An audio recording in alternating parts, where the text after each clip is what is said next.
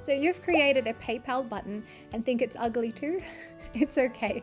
I'll show you how to make a custom PayPal button that matches the style and design of your website.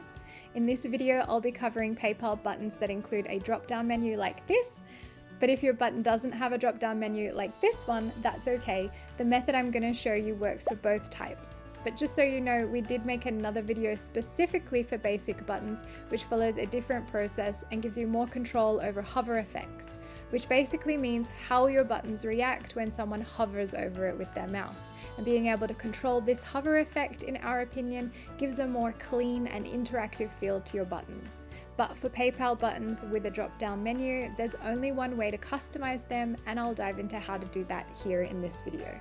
Hi, I'm Tracey from paulandtracey.com. If you're new here, please feel free to subscribe. We share tips, tutorials, and simple guides on how to create your very own website. There are 6 PayPal buttons which you can create within your PayPal account. Just so you know, you can't change the design of the smart buttons here, but they already come with a fairly modern design which includes animation plus 50 style options. You can make custom buttons for these 4 here. If you have a PayPal donate button, we show you how to do that in our other button tutorial. What I'm going to show you here can be used to customize any of these 3 button types. Okay, there are 4 steps. The first step is to create your button design. I like to use Canva, which is a free online graphic design platform, great for making anything from invitations to business cards, and in this case, buttons for your website. You can sign up for a free Canva account, and we've included our affiliate link in the description box below. So if you use that link, thank you. Once you've signed up, log into your account. And then up in the top right hand corner, click on Create a Design. You can choose from preset sizes for different needs, but in this case, we'll create a custom size using this button here. Enter the width of the button and the height, and then click Create New Design. Canva will open a new tab and provide you with a blank canvas to begin creating your button. You can rename the design up here. There are 3 elements in the button that I need to create: a background, some text, and a small icon. We'll start with the background. To edit anything in your design, select it on the canvas first. In this case, I'll select the background. When it's selected, you'll see a blue line around the edge of the element like this. This means that it's been selected. Then on the top bar up here, options will appear for that item that you've just selected. I'll choose the color option. Here you have default colors. Brand colors, which is a paid feature. So if you have Canva Pro, you'll get access to this feature, which enables you to save colors that you use on a regular basis. And here you have any colors that you've already used in your document. Plus you have the option to add new ones.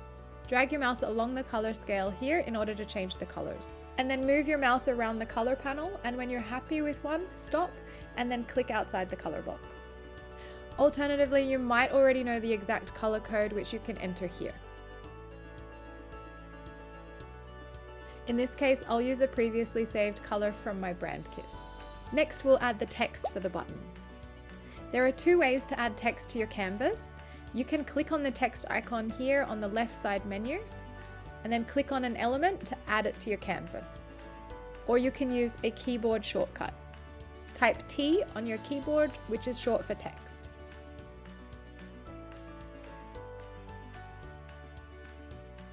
To resize an element, using your mouse, hover over the edge or the corner of the element, and when the arrows appear, pull it out. To change the text, click inside the text box and then start typing. Now I'll change my font style and font size. From the top bar, click on the font drop-down. Any fonts marked with a crown mean that they're only available on a Pro plan. But there are plenty of fonts to choose from with a free account. I'll choose Lavello, which is free.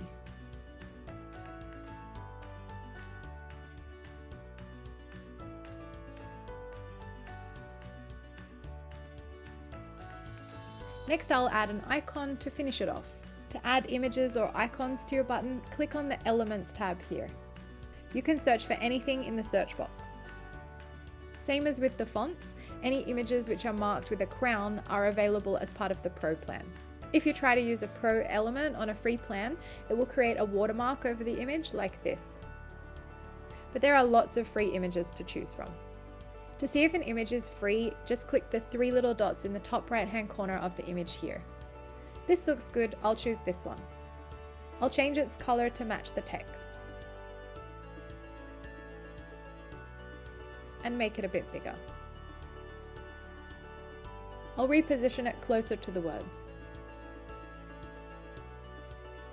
Now I want to center both elements together. To move more than one item at a time, what you do is select the first item and then hold down Shift on your keyboard and select the second item. Once they're both selected, you can drag them around the canvas together like this. And there's also grid lines, so if you move horizontally, it will tell you when it's in the center, and vertically as well. But my font is situated a bit higher up in its box for some reason, so I'm just going to pull this down a little bit because I can see visually that it's not centered. Okay, that's great. When you're happy with your button design, click the Share button in the top right-hand corner. And then click Download. Choose your file type.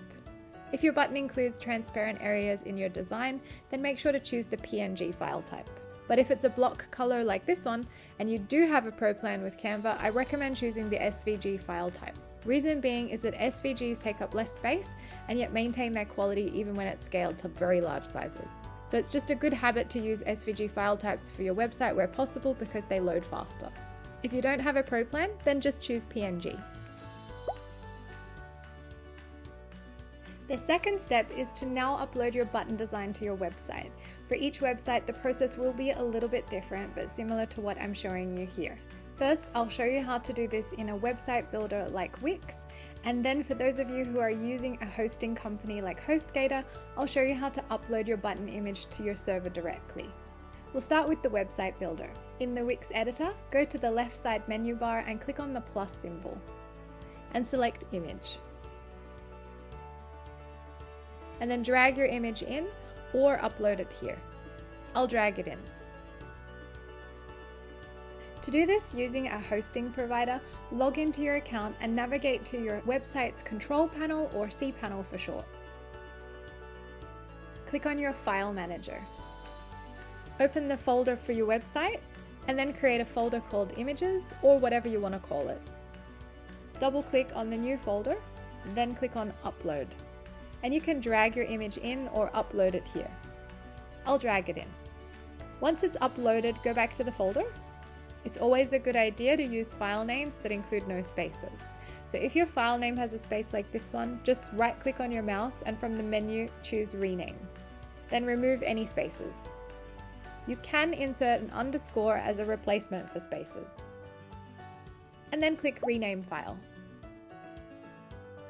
The third step is to get the URL for the image you just uploaded. This is the location of your image as it's stored on your website. In Wix, select the image you just uploaded and from the right side menu, click File Info and then copy URL. In HostGator, the URL for this image will be this prefix, followed by this address, and then followed by a / and then the file name.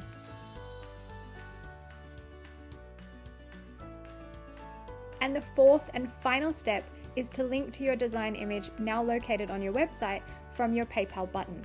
Go to paypal.com/buttons in your browser. Log into your PayPal account. In the top right-hand corner, click on View My Saved Buttons.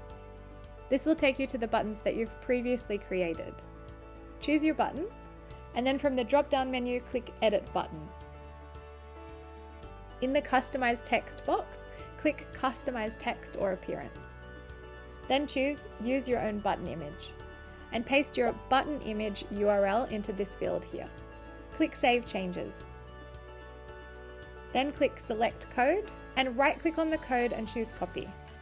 Now go back to your web builder and add the updated buttons code to your web page. We show you how to do this in our PayPal button tutorials, so if you're not sure how to do that, please check those videos out. I'll publish the page. And now I'll go and test the button. As you can see, the button used to look like this, and now I've changed it to my own design, which looks like this. And when I click on it, it takes me to the PayPal checkout page. This will work for the Buy Now, Add to Cart, and Subscribe buttons. And if you're using the Add to Cart buttons on your website for a complete shopping cart setup, you can also customize your View Cart button in this way too. To update the View Cart button, click on Create a View Cart button here, and then select Use Your Own Button Image and link to your design in the same way I just showed you.